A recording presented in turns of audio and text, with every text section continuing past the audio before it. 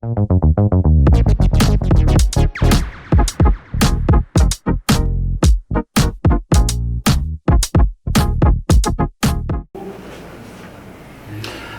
안녕하세요 여러분들. 오늘 시간에는 제가 어떤 걸 얘기하러 나왔냐면요, 여러분들 지금 규제 지역들이 많이 해제가 됐어요. 규제 지역들이 많이 해제가 되었고 약간 매수 심리가 꿈틀꿈틀하게는 하는 느낌. 근데 문제가 되는 건 뭐냐면요, 여러분들 집이 아무리 좋고 싸게 나와도 돈이 있어야 사는 거잖아요. 우리가 집을 살 때 알아두셔야 될 용어가 두 가지가 있어요. 하나는 LTV가 있고 하나는 DSR이 있어요. 일단 LTV 같은 경우는 이 집에 몇 프로까지 내가 대출을 받을 수 있냐, 말 그대로 집을 기준으로 대출 받을 수 있는 비율을 LTV로 생각을 하시면 되고, DSR은 내가 벌어들이는 소득 대비해서 얼마까지 대출을 받을 수 있냐, 내가 기준이 되는 거예요. 다시 얘기하면은 집을 기준으로 대출 금액을 산정할 수 있는 게 LTV, 내 소득을 기준으로 대출 금액을 산정할 수 있는 게 DSR이 돼요. 자, 규제 지역이 해제가 됐어요. 자, 화면 보시면은 인천, 세종 등 뭐 규제 지역이 해제됐다, 다주택, 양도세 중과 안 한다 이렇게 나와 있는데요.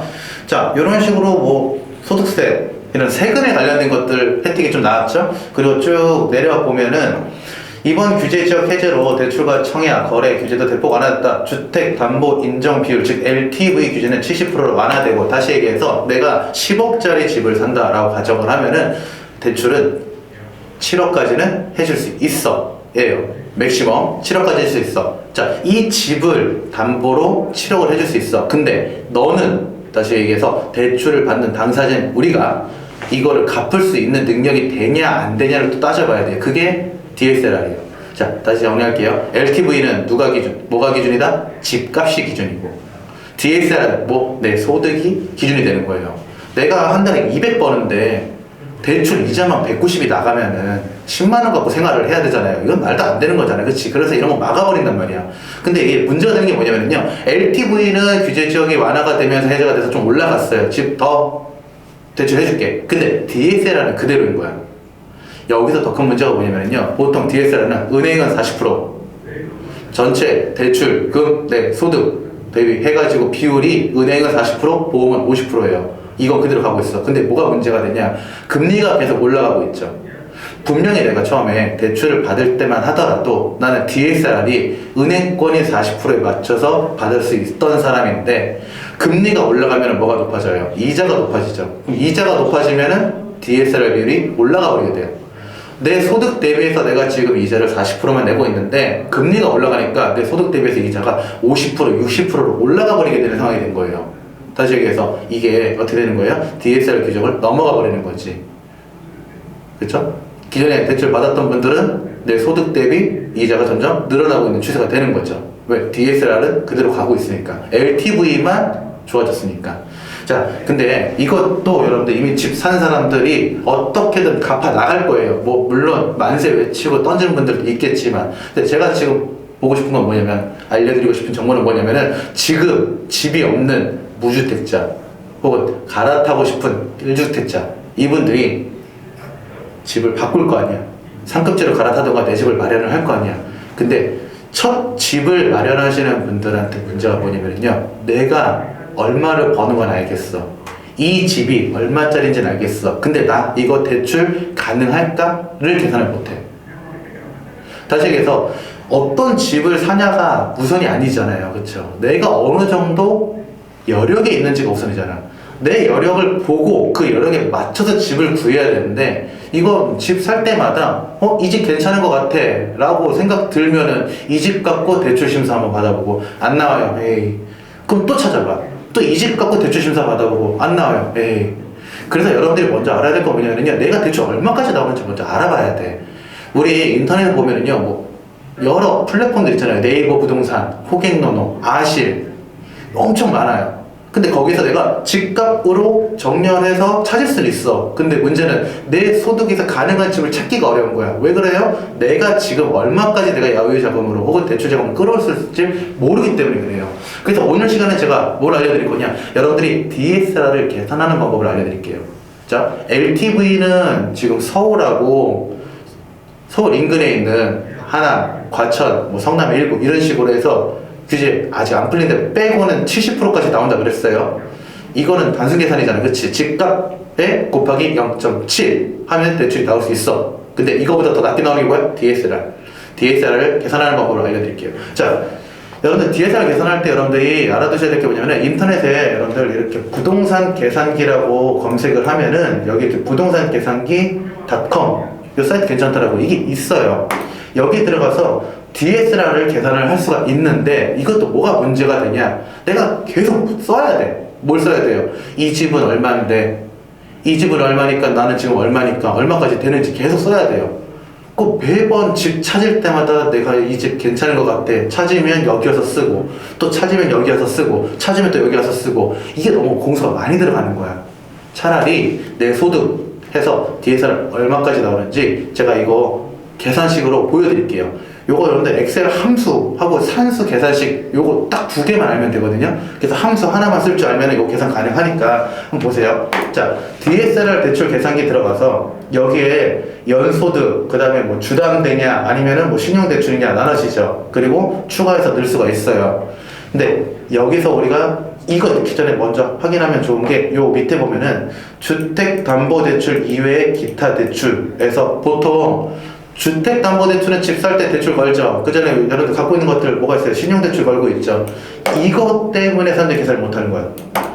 신용대출은 대출 총액 나누기 5를 해야 그게 여러분들 DSR에 대출 상한 금액으로 잡히게 돼요. 요거만 알고 있으면 돼. 요거를 몰라서 사람들이 많이 틀려요.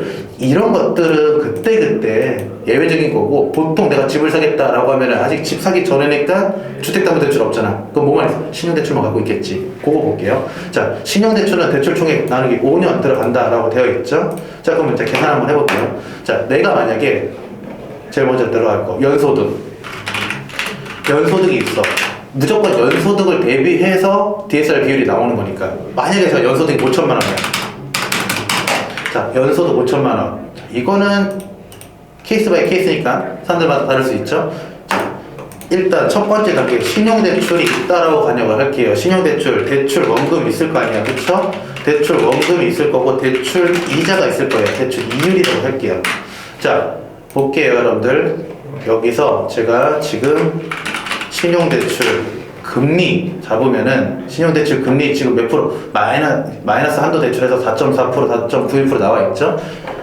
자, 이거는 여러분들이 받은 거니까 여러분들이 더 잘할 거예요. 제가 만약에 대출 원금이 5천만 원 있다 가져갈게요. 나 지금 신용대출 원금 5천만 원 있고 나 대출 이율 지금 뭐 4%, 5% 되어 있는데 5% 잡을게요. 자, 그러면은 대출 원금에 연 몇 프로? 5%죠. 그럼 나 이자 얼마가 들어가는 거예요?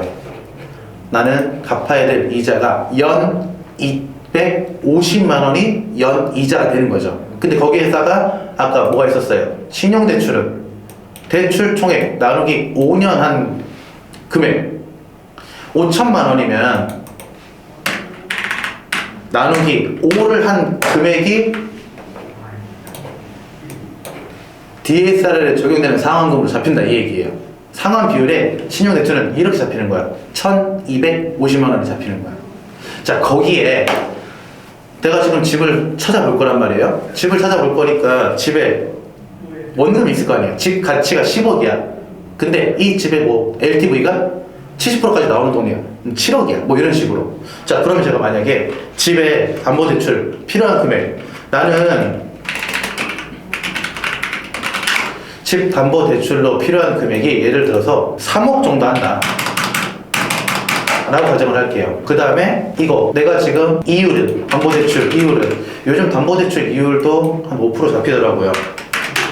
그리고 기간 보통 기간은 30년 잡아요. 그쵸?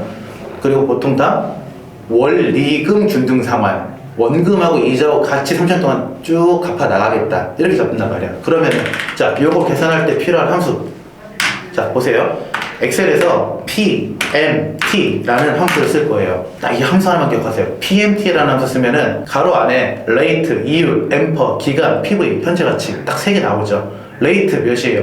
담보대출 이율 5% 잡는 거야. 연으로 갈 거예요. 콤마, 앰퍼, 기간 30년 잡는 거예요. 연으로 가니까. 그리고 현재 가치 3억이 필요한 거죠. 이렇게 잡아주는 거야. 그리고 앞에 마이너스 한 번만 붙일게요. 마이너스 붙이는 이유는 지금 내가 돈을 3억을 받으면은 그만큼 내야 되는 거잖아. 그치? 나가는 돈으로 보기 때문에 만약에 내가 돈을 줬으면 받는 돈인데 얘는 지금 나가는 돈이잖아. 그쵸? PMT 함수는 계산식을 하면은 음수와 양수가 밖에서 나오거든요. 근데 지금 제가 신용대출 양수를 잡고 있으니까 얘도 마이너스 잡아서 양수 바꿔주면은 얼마? 1,900만 원이 뭐가 되는 거예요? 내 원리금 균등상환 이자 금액과 원금을 합친 금액이 나오는 거지. 자, 그러면은 보세요. 1년에 얼마 갚는 거예요? 신용대출 원금 더하기 신용대출에서 나누기 5한 금액 더하기 내가 원리금 균등상환 주택담보대출 그만 금액 얼마? 3,200만 원 나오죠. 그럼 이게 뭐가 되는 거예요? 내 소득 대비 연소득 대비 비율로 잡으면은 64%가 나오죠. 자, DSR 아까 은행권 몇 프로라고 했어요? 40%라고 그랬죠. 보험은 50%. 자, 그럼 여기서 이제 여러분들이 하나만 더 기능을 볼게요. 이게 몇 프로가 돼야 돼요? 40%가 돼야 돼. 그러려면 뭐가 바뀌어야 돼? 내가 얼마까지 땡길 수 있을까? 이게 들어가죠. 지금 담보대출 보면은 3억으로 잡혀 있잖아요. 그쵸? 자, 지금 64%인데 이게 몇 프로 돼? 40%가 돼야 되는 거죠. 자, 저는 지금 엑셀을 쓰는 게 아니라 엑셀과 유사한 프로그램을 쓰고 있어요. 근데 엑셀을 쓰고 계시는 분들은 엑셀 메뉴에서 데이터 탭에 보면은 상단에 여기 데이터 탭에 보면은 데이터 도구라는 기능에 목표값 찾기라는 기능이 있어요. 자, 엑셀 기능을 설명을 드릴게요. 엑셀에 목표값 찾기라는 기능 검색하면은 이런 것들 나와야 돼요. 가상분석의 목표값 찾기. 이 목표값 찾기 기능을 이용해서 이 금액이 40%가 되려면은 얘가 얼마가 되는지 걸 수가 있어요. 그럼 여러분들이 얼마까지 대출 받을 수 있는지 알게 돼. 그 금액과 여러분들이 갖고 있는 여부, 즉 자산 두 개 합친 금액이 여러분들의 집을 살 수 있는 금액이 되는 거야. 예를 들면은 지금 3억 했을 때 64%예요. 넘어갔죠, 그렇죠? 40% 넘어갔죠. 만약에 내가 신용대출 안 받았어. 그러면 뭐가 돼요? 39%. 그럼 40% 되는 거지. 다시 얘기해서 내가 지금 연소득이 5천만 원인 사람인데 신용대출이 없는 상황이야. 그럼 나는 얼마? 3억까지 DSR 대출을 받을 수가 있는 거예요. 3억이면은 이게 집값의 몇 프로로 생각을 한 거예요? 집값의 70%라고 생각을 한 거죠. 그러면은 이게 집값의 70%야. 그럼 나머지 30%는 잡으면 되는 거잖아, 그쵸? 이게 집값의 70%야.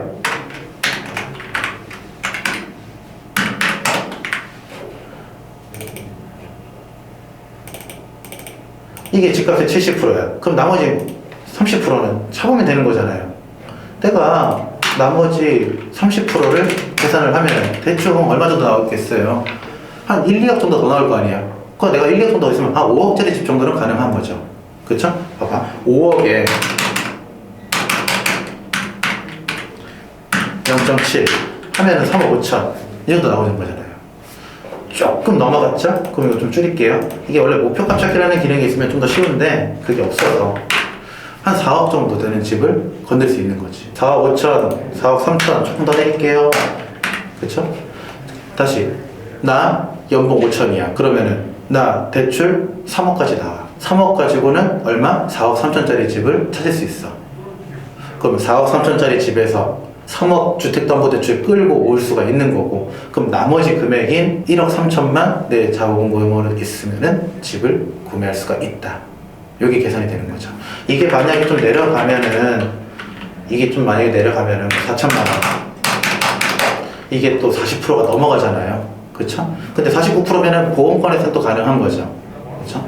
자, 그럼 이제 정리를 한번 해볼게요, 여러분들. 자, 계산 들어가는 거 여러분들 딱 체크할게요. 두 가지 체크하셔야겠죠. 첫 번째, 자, 신용대출, 기대출, 신용대출이 있는 경우에는요, 신용대출 이자 더하기 신용대출의 원금 나누기 5한 금액이 여러분들이 DSR 비율에 들어가는 금액. 그리고 주택담보대출.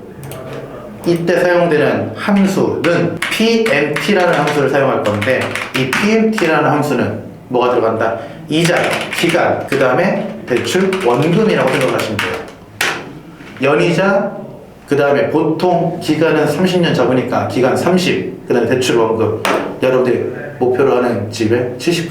이렇게 나온 값을 두 개를 더해서 내 소득에 나누기를 하면은, 그 다음에 100을 곱해주면은 DSR 비율이 나오고, 이 DSR 비율은 은행권은 40%, 보험권은 50%로 계산이 된다. 됐죠, 여러분들? 자, 정리할게요. 연소득이 5천만 원인 사람이 있어요.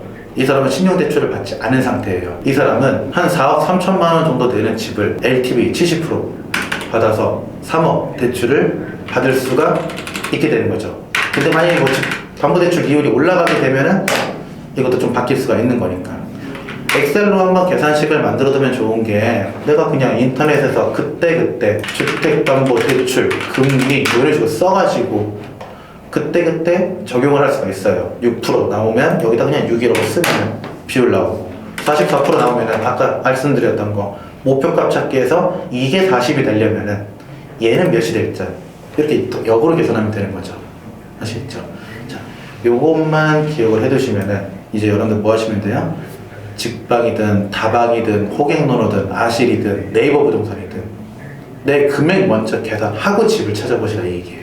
집을 찾고 대출 되는지 안 되는지 고민하지 마시고 내 여력, 내 자산, 내 자본 가치 먼저 확인하고 집을 찾으세요. 그게 더 빨라요. 지금 이게 위기라고도 할 수 있지만 기회라고도 할 수 있다 그랬죠. 이게 기회를 잡으려면은 일단 여러분들 나를 먼저 돌아볼 수 있어야 돼요. 그 다음에 집을 봐야지. 아시겠죠? 그래서 여러분들 요 담보대출 이율이 점점 올라가고 있어서 DSR 비율이 계속 사람들마다 바뀌고 있어요. 이게 넘어가는 사람들은 이거를 메꾸기 위한 추가 대출을 못 받게 돼요. 그럼 그 사람들 집을 던질 거야. 그럼 이제 여러분들이 거기서 또 찾을 수가 있잖아요. 그렇죠? 여러분들 시장은 위기일 때가 가장 기회가 될 수 있어요. 그래서 여러분들 이렇게 가장 기본적인 엑셀 조금만 쓸 줄 알면은 여러분들도 어떤 집을 내가 찾을 수 있는지 계산할 수 있죠. 아시죠? 자, 선택은 여러분들의 몫이니까 올바른 선택 잘하시고요. 오늘 시간은 여기까지. 감사합니다.